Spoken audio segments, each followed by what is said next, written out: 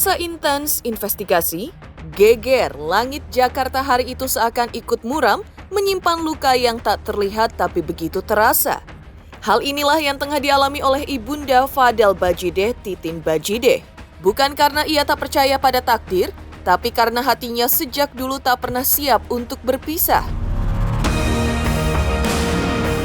Lantas, seperti apa momen mengharukan saat Titin Bajideh kembali menjenguk anak bungsunya? Bagaimana pula kondisi Fadel di balik jeruji besi?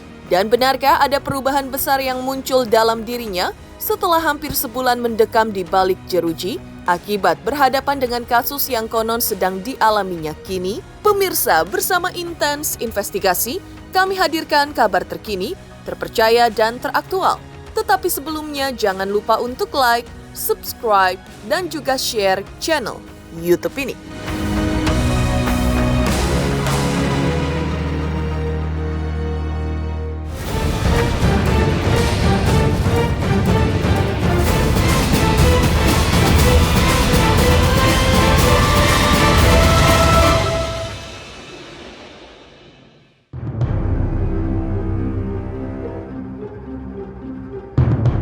Ya, seperti diceritakan sebelumnya, langit Jakarta siang itu seolah tampak mendung, seakan ikut merasakan beban di hati seorang ibu yang melangkah perlahan memasuki rutan Polres Metro Jakarta Selatan kemarin, Selasa 11 Maret 2025. Titin Bajideh dengan sorot mata yang menyimpan ribuan kata tak terucap kembali menjenguk putra kesayangannya Fadel Bajideh. Mengungkap kepada awak media bahwa kedatangannya kali ini adalah kali kedua menjenguk sang buah hati. Meski langkahnya tetap tegap, seperti ada guncangan di dadanya yang tak bisa ia sembunyikan. Ia yang sejak dulu terbiasa melihat anaknya tumbuh dan tersenyum di rumah, kini harus menerima kenyataan bahwa ia hanya bisa bertemu Fadel dalam situasi yang memilukan.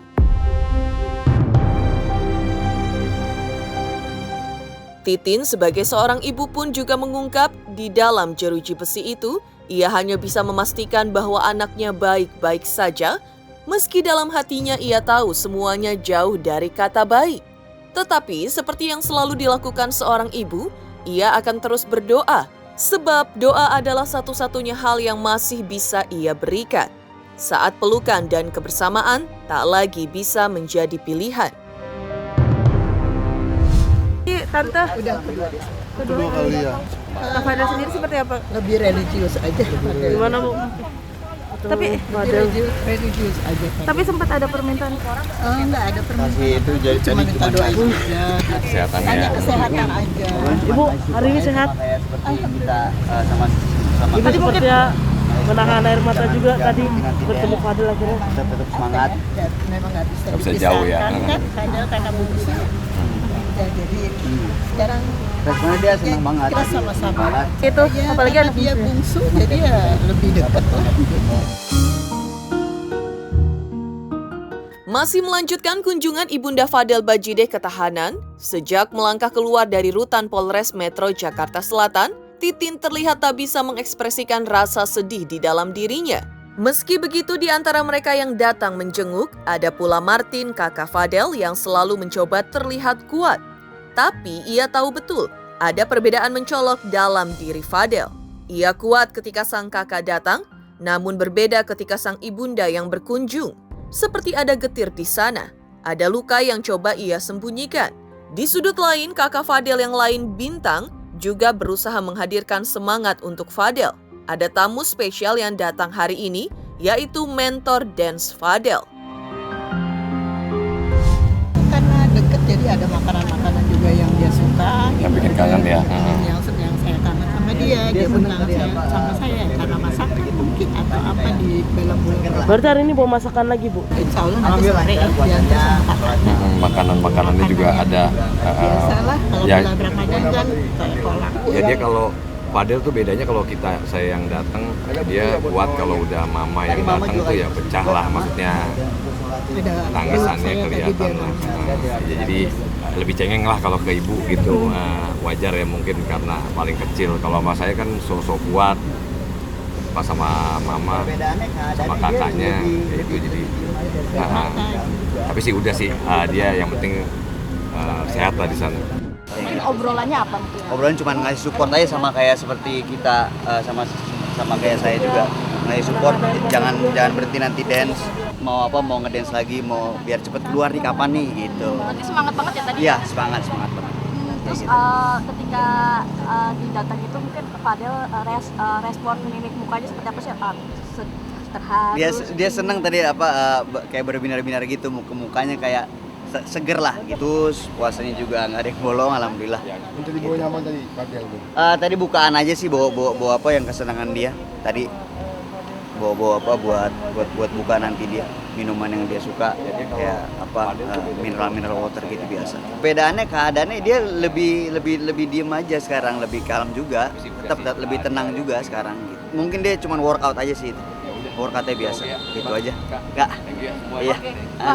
Sedikit dong, ini kan artinya kan pihak sebelah juga sudah kita sama lah sama keadaannya sama Fadel. Seperti apa sih melihatnya, sudah artinya merasakan juga apa yang dirasakan Fadel? Melihat nggak ngelihat apa-apa sih, ya udah kalau misalnya itu kan urusan dia, urusan keluarga mereka. Kita juga urusan keluarga. Sementara itu dalam kasus dugaan kasus persetubuhan dan aborsi yang diduga dilakukannya, Fadel mungkin telah kalah, tetapi badai belum juga reda. Kini publik menanti upaya hukum lanjutan yang akan diambil Fadel melalui kuasa hukumnya Rasman Nasution. Rasman Nasution dalam bincang-bincangnya dengan awak media via daring beberapa waktu lalu, menyebut ia akan mengambil upaya hukum lanjutan terkait pernyataan Laura yang menyebut dalam berita acara pemeriksaannya atau BAP, bahwa Putri Nikita Mirzani mengaku telah 10 kali berhubungan badan dengan Fadel. Menurutnya, Loli juga mengakui bahwa dirinya hamil pada 9 Mei 2024 dan dalam kesaksian yang ia sebut kembali berdasarkan BAP, Laura dikatakan melakukan video call dengan Fadel sambil meminum obat yang diduga untuk melakukan aborsi. Sebuah pengakuan yang tak hanya menggemparkan, tetapi juga menyeret opini publik ke dalam pusaran spekulasi yang semakin panas. Apakah ini akan menjadi titik balik dalam kasus yang penuh teka-teki ini? Sejauh mana bukti-bukti ini akan mempengaruhi jalannya persidangan? Dan benarkah ada kebenaran lain yang masih tersembunyi di balik layar? Perbuatan aborsi dari Loli sesuai dengan pengakuan dia, Loli mengaku 10 kali berhubungan badan dengan Fadel. Loli mengaku hamil tanggal 9 Mei 2024. Dan dia video call dengan Fadel sambil makan obat untuk melakukan aborsi. Itu di BAP dia. Dengan pernyataan Rasman sebelumnya, kasus ini tentu semakin jauh dari kata mereda. Pasalnya, Rasman juga menyebut pernyataan itu dapat membuat Laura yang disebut-sebut sebagai korban dalam kasus ini dapat disangkakan dengan pasal aborsi dan juga bisa dijerat dengan ancaman hukuman 4 tahun penjara. Rasman juga memastikan bahwa pihaknya tidak akan tinggal diam. Ia mengklaim telah berkoordinasi dengan keluarga Fadel dan siap membawa kasus ini ke ranah hukum. Laporan balik sudah disiapkan dan dalam waktu dekat badai baru akan kembali mengguncang persidangan. Meski begitu, lain halnya dengan kepercayaan dirinya soal laporan yang diajukan mengenai proses penangguhan penahanan Fadel, tampaknya menemui jalan buntu. Rasman sendiri mengaku telah berbicara langsung dengan Fadel dan menegaskan bahwa dalam kasus kekerasan seksual terhadap anak di bawah umur, penangguhan penahanan hampir mustahil terjadi. Kini semua mata tertuju pada langkah selanjutnya. Rasman menegaskan bahwa kasus ini harus segera dilimpahkan ke pengadilan, dengan begitu proses hukum bisa segera berjalan. Dan sidang tertutup akan digelar untuk menguak semua fakta yang selama ini tersembunyi di balik kontroversi besar ini. Maka terkait dengan kekerasan seksual anak di bawah umur, itu memang ada tindak pidana 15 tahun maksimal. Tapi untuk aborsi, itu beresiko 4 tahun. Nah pertanyaannya, kalau Fadel dikenakan dengan kekerasan seksual dan menyuruh atau mengetahui melakukan aborsi, maka yang aborsi siapa? Kan gak mungkin Fadel yang aborsi, dia laki-laki. Yang aborsi kan si Loli. Nah kita lihat secara undang-undang, Loli bisa dijerat melakukan aborsi meskipun dia anak di bawah umur. Ancaman hukumannya 4 tahun. Ini yang mau kami laporkan. Begitu. tidak mungkin ada penangguhan penahanan terkait dengan kekerasan seksual anak di bawah umur. Yang ada, kita ingin secepatnya dilimpahkan agar ada proses persidangan dan sidangnya pun tertutup untuk umum karena anak di bawah umur. Lalu kemudian pertanyaan berikutnya, apakah ada upaya hukum lain? Ada, pra-peradilan, kemudian gelar perkara khusus, tapi sepertinya kita belum concern ke sana. Jadi kita sekarang menunggu, 10 hari pertama sudah, sekarang 40 hari. Mudah-mudahan di rentang waktu ini akan segera selesai kasusnya dan atau Loli berubah pikiran karena akan kami ambil langkah hukum. Kira-kira begitu.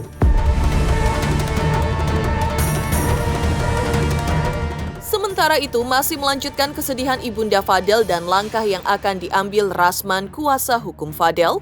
Nikita Mirzani yang ditahan Polda Metro Jaya sebelumnya juga tampak dijenguk oleh para sahabatnya. Seperti apa kata mereka soal kondisi Nikita dan Mail? Selamat untuk intens investigasi karena sudah mencapai 3 juta subscribers di YouTube. Sukses selalu dan all the best.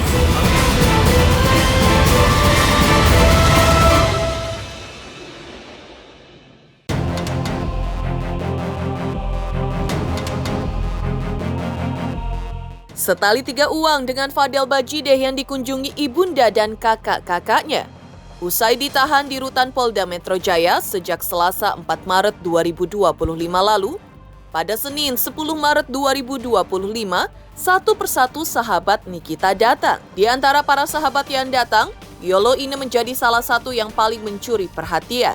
Pasalnya ia mengaku tak bisa menjenguk Nikita karena terhalang kuasa hukum Nikita yang sedang berada di luar kota. Yolo hanya bisa bertemu asisten Nikita, Mail. Meski bercerita juga tak sempat bertemu Nikita, tapi ada hal lain yang juga ia ceritakan. Menurutnya di balik jeruji, Mail pun mengalami transformasi besar. Dari seorang asisten kini menjadi sosok yang lebih religius dan dermawan. Kayak untuk jengukan Niki mungkin kapan kah? Nanti nunggu Bang Fahmi dulu. Bang Fahmi masih di Surabaya. Enggak belum ada komunikasi ke situ kok. Cuma tadi komunikasi sama Bang Fahmi masih di Surabaya, itu aja sih. Udah ngejadwalin belum Kak? Belum. Ada. Happy aja dia. Malah senyum ya. Udah Lin. Tahu. Mail banyak yang sayang sama dia. Mail tahu kok. Di dalam. Masya Allah. Mail ngaji di dalam.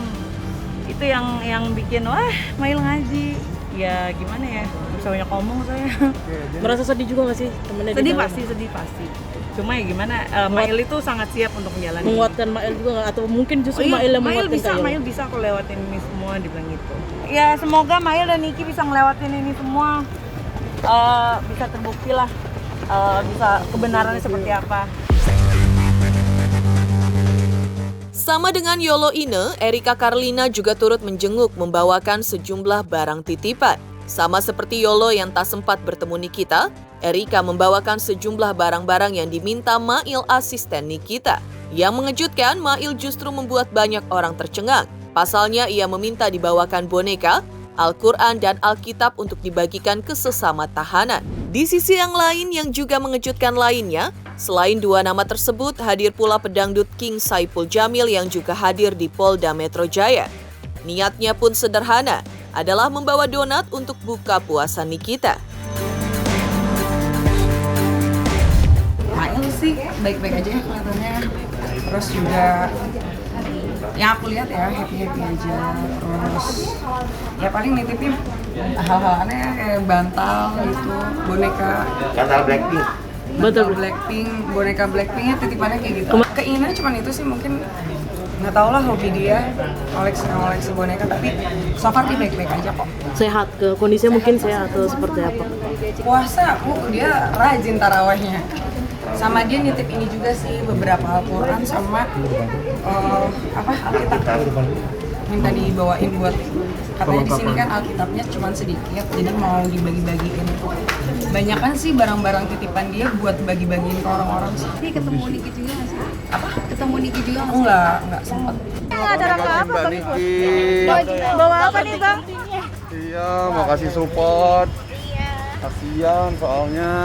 Sosok Kandik Mir sendiri di mata Bang Ipul seperti apa sih nih? Dia sih pada dasarnya orangnya baik. Walaupun saya sempat pernah juga sih kena semprotan dia ya. Gimana tuh Bang disemprotnya Bang? Dia lagi ada masalah sama DP, gue kena semprot. Tapi gue nggak pernah masukin hati. Ya, Ini mau mungkin. jenguk Nikmir nih Bang. Ya, Bawa apa nih Bang tapi kalau boleh tahu? gue anggap itu udahlah. Udah selesai juga Bawa tuh apa udah nih, Bang? lama kan. Ini bawain donat. Buat takjil ya. Iya, buat buka puasa. Sedih sih. Pokoknya intinya sekarang mah hati-hatilah. Kalau mau terima duit, terima apa tuh harus pakai surat ya. Perjanjian. Harus pakai hitam di atas putih. Takutnya kadang-kadang yang ngasih suka rese gitu. Demikian pemirsa kabar terkini, terpercaya dan teraktual yang kami hadirkan hari ini. Saksikan terus Intens Investigasi setiap hari Senin sampai dengan Jumat, tayang 5 kali sehari. Pada Sabtu tayang 3 kali sehari, yaitu pada pukul 11 siang, 12 siang, 3 sore, 5 sore, dan 6 sore tentunya hanya di YouTube channel. Dan pastikan jangan lupa untuk like, subscribe, share, dan juga komen channel Intens Investigasi.